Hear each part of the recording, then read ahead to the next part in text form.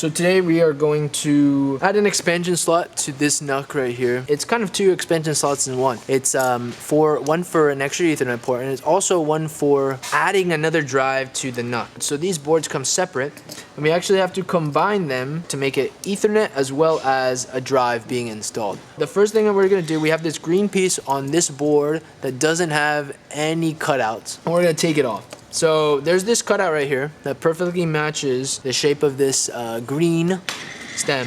We're gonna place the green stem here, and you're gonna wanna make sure that the arrow, so there's an arrow pointing on this. So if you're looking at this straight on like I am, it's facing the left, and this little nub cutout is facing your right.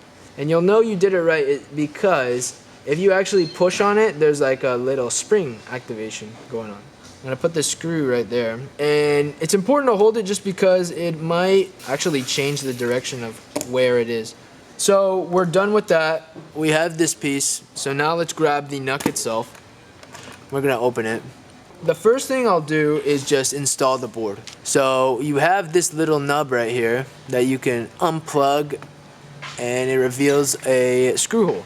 M key NVMe. So that's where you're gonna plug this side into. What I'm doing is I'm pulling this plastic piece away so it doesn't get caught under. And then there's the hole right here, and we're just gonna slide the plastic piece back in its hole. So now I'm actually going to unscrew where the expansion slot should sit. So it just comes off through here, and we'll put that to the side. So this cable corresponds with this header on the motherboard of the NUC. Now I'm just gonna pull up on each corner so it unlocks.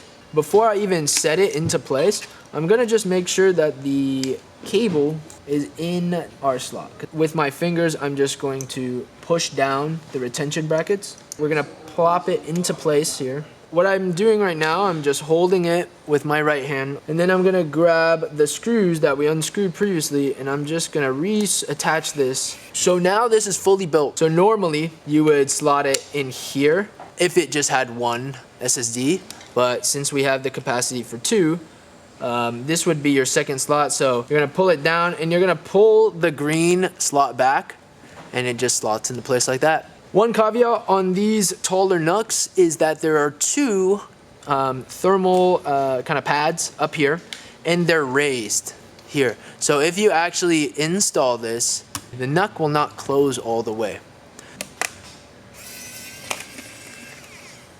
And now it should close, and there shouldn't be issues with anything else.